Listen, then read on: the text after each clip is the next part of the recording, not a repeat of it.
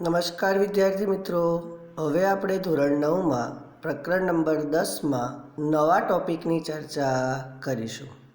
એની આગળનો તમારો જે ટોપિક છે ધક્કો અને દબાણ, તે તમારો અભ્યાસક્રમમાં કાઢી નાખેલો છે. ત્યારબાદ નવો એક ટોપિક આવે છે ઉત્પ્લાવકતા. શું આવે છે? ઉત્પ્લાવકતા. આ ઉત્પ્લાવકતા ટોપિક સમજતા પહેલાં આપણે લોકો એક ઉદાહરણ દ્વારા નવા કેટલાક ટોપિકની ચર્ચા કરી લઈએ. ઉત્પ્લાવકતા એ શું છે? તો ઉત્પ્લાવકતા એ પ્રવાહી પદાર્થ ઉપર લાગતા બળનું એક ક્રિયા છે. ફોર એક્ઝામ્પલ, તમે ધોરણ 8ની અંદર ધક્કો એટલે કે દબાણ પ્રકરણની અંદર તમે શીખીને આવેલા છો કે જ્યારે આપણે કોઈ ભારે બોક્સને એક જગ્યાએથી બીજી જગ્યાએ ખસેડવું હોય તો આપણે તે બોક્સ ઉપર શું લગાડીએ છીએ? તો કે બળ લગાડીએ છીએ. જ્યારે પણ આપણે બોક્સ ઉપર બળ લગાડીએ ત્યારે બોક્સ એ એક જગ્યાએથી બીજી જગ્યાએ શું કરે છે? તો કે સ્થળાંતર કરે છે. બરાબર. તો એ સમયે એ બોક્સ ગતિ કેવી રીતે કરે છે? તો કે ઘર્ષણ બળના કારણે. જો તમારા દ્વારા લાગતા બળનું મૂલ્ય એ ઘર્ષણ બળ કરતાં ઓછું હોય તો બોક્સ ગતિમાં આવતો નથી.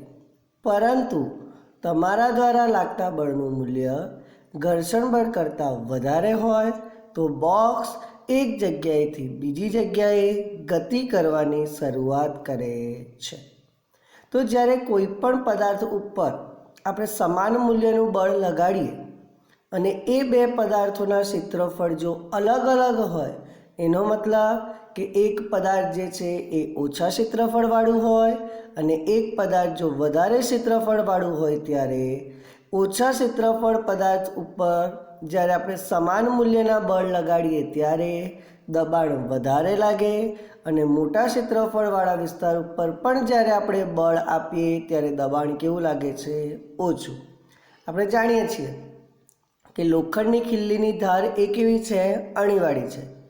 ચપ્પુની ધાર પણ કેવી છે? તીક્ષ્ણ છે. કાતરના પાયો આગળનો ભાગ બી કેવો છે? પહોળો છે. ઇમારત બાંધવા માટેનો પાયો બી કેવો છે? પહોળો છે.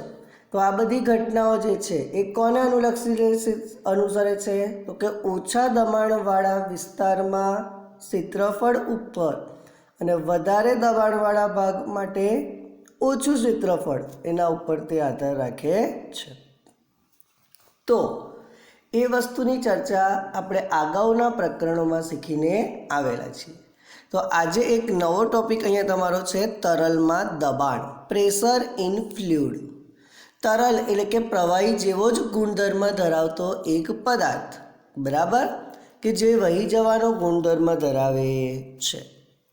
દરેક પ્રવાહી અને વાયુ એ તરલ છે. ઘન પદાર્થને પોતાના વજનના કારણે કોઈ સપાટી ઉપર દબાણ લગાડે છે. વિચારો કે તમારી પાસે પ્લાસ્ટિકનું બોક્સ છે, તો એ પ્લાસ્ટિકની બોક્સની સપાટી ઉપર જ આપણે બળ લગાડીએ છીએ, બરાબર, અને એ બળ લગાડવાના કારણે તેના પર શું લાગે છે? તો કે દબાણ લાગે છે. તમારી પાસે સ્પંજનો દડો હોય તો એ સ્પંજના દડાને તમે હાથની અંદર લઈને દબાવો તો સ્પંજનો દડો શું કરશે? તો કે દબાઈ જશે. સ્પંજનો દડો દબાવવાના કારણે એનામાં શું ઉદ્ભવ્યું? તો કે દબાણ ઉદ્ભવ્યું. જ્યારે તરલ વસ્તુ હોય, બરાબર, એને આપણે જે પાત્રમાં રાખીએ છીએ તે સમયે તે પદાર્થ ઉપર એટલે કે તરલ પદાર્થ ઉપર દબાણ કોના દ્વારા લાગે છે? તો તમે તેને જે પાત્રમાં રાખ્યું છે તે પાત્રના તળિયા પર અને તેની દિવાલો દ્વારા તેના ઉપર દબાણ લાગે છે. આપણા 8મા ધોરણની અંદર આવા કેટલાક પ્રયોગો શીખી આવ્યા છે કે પ્લાસ્ટિકના બોટલની અંદર પાણી ભરેલું હોય, ત્યારબાદ એના આગળના ઢાંકણામાં એક કાણું પાડેલું હોય, તો તમે બોટલને જેટલું દબાણ આપશો તેટલા જ દબાણથી પાણી ક્યાં નીકળે છે? બહાર નીકળે છે. ત્યારબાદ પ્લાસ્ટિકની બોટલની સપાટી ઉપર કાણા પડેલા હોય અને તેની અંદર પાણી ભરેલું હોય, ત્યારબાદ આપણે જ્યારે તેને ઉપરથી દબાણ આપીએ તો પાત્રની દિવાલોના કારણે તેના પર દબાણ લાગવાના કારણે એ કાણામાંથી પાણી એ ફુવારા સ્વરૂપે બહાર આવે છે. જો કોઈ મર્યાદિત દ્રવ્યમાનમાં તરલ પર લાગતું દબાણ બધી જ દિશાઓમાં કેવું પ્રસરણ પામે છે? તો કે એક સરખું પ્રસરણ પામે છે. ત્યારબાદ આપ્યું છે ઉત્પ્લાવકતા. શું તમે ક્યારેય સ્વિમિંગ પુલમાં તરતી વખતે પોતાને કંઈક હલકા હોવાનો અનુભવ કર્યો છે? જ્યારે તમે કૂવામાંથી પાણી ખેંચતી વખતનો અનુભવ કર્યો છે? પાણી ભરેલ ડોલ કૂવાનામાંથી પાણીમાંથી બહાર આવે છે ત્યારે તે વજનદાર લાગે છે. શું તમે ક્યારેય એવો વિચાર કર્યો છે કે લોખંડ અને સ્ટીલમાંથી બનાવેલ જહાજ સમુદ્રના પાણીમાં ડૂબતું નથી, પરંતુ તેટલી જ માત્રામાં લોખંડ તથા સ્ટીલના પતરાને લેવામાં આવે તો કેમ ડૂબી જાય છે? આ બધા જ પ્રશ્નોના મનની અંદર તાર્કિક દલીલો ઉદ્ભવવાના કારણે તેનો જવાબ મેળવવો એ ખૂબ જ જરૂરી છે.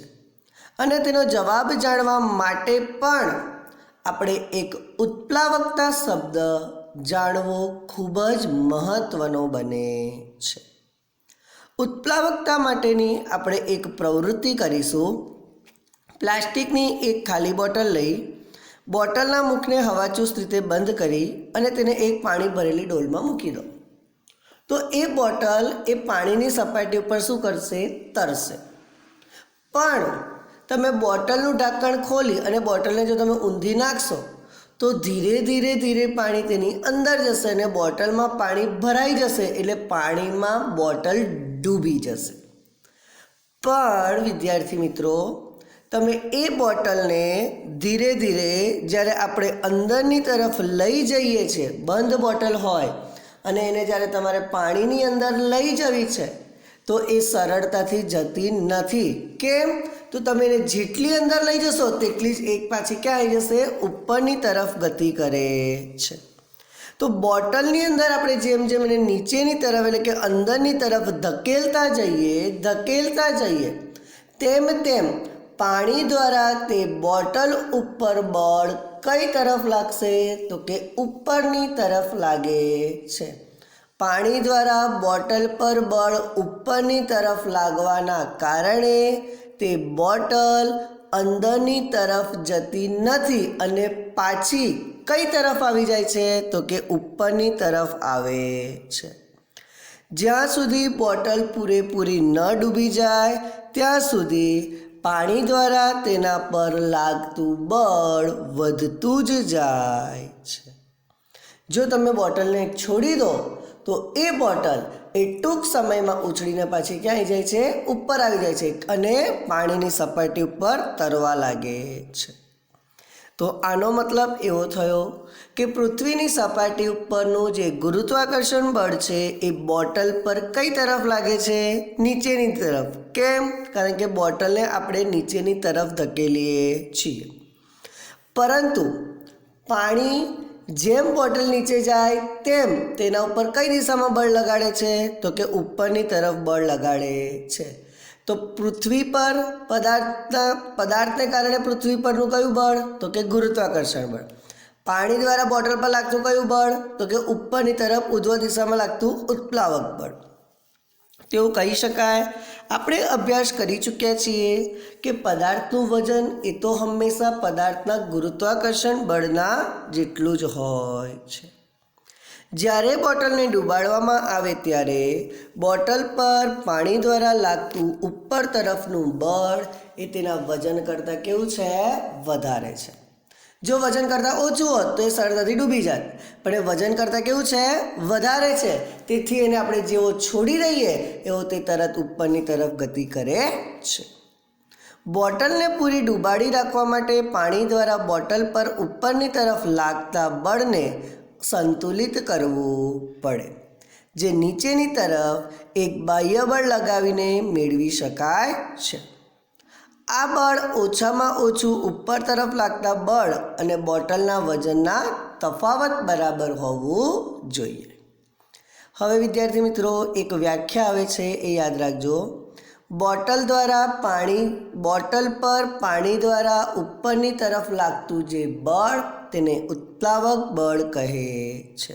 તો એવું યાદ રાખી શકાય કે જ્યારે કોઈ પણ પદાર્થને તરલ માધ્યમમાં ડૂબાડવામાં આવે ત્યારે તરલ દ્વારા પદાર્થ ઉપર ગુરુત્વાકર્ષણ બળની વિરુદ્ધ દિશામાં જે બળ લાગે છે તે બળને ઉત્પ્લાવકતા બળ કહે છે. અને આ ઉત્પ્લાવકતા બળ લાગવાની જે ઘટના, જે ક્રિયા, તેને ઉત્પ્લાવકતા કહેવામાં આવે છે. 1 માર્કનો હેતુલક્ષી પ્રશ્ન છે. ઉત્પ્લાવકતા બળનું મૂલ્ય એ કોના પર આધાર રાખે? તો કે તરલની ડેન્સિટી, ફ્લુઇડની ડેન્સિટી, તરલની ઘનતા ઉપર આધાર રાખે છે. તરલ કેવા માધ્યમનું છે તેના પર આધાર રાખે છે. જેમ કે પ્રવાહી માધ્યમમાં છે કે વાયુ માધ્યમમાં છે. પ્રવાહી માધ્યમમાં પણ તરલ જુદા જુદા હોઈ શકે. તો પરીક્ષા માટેની આ મોસ્ટ ઇમ્પોર્ટન્ટ ટોપિક ટૂંક નોંધ છે. તરલમાં ઘનતા, તરલમાં દબાણ, તરલમાં ઉદ્ભવતું પ્રેશર, બરાબર. અને ત્યારબાદ બીજો એક ટોપિક હતો ઉત્પ્લાવકતા અને ઉત્પ્લાવકતા બળ, બરાબર. તો વિદ્યાર્થી મિત્રો, આ ટૂંક નોંધ પરીક્ષા માટે મોસ્ટ ઇમ્પોર્ટન્ટ હોવાના કારણે તમારે દરેક વિદ્યાર્થીઓએ એને તૈયાર કરવાની રહેશે.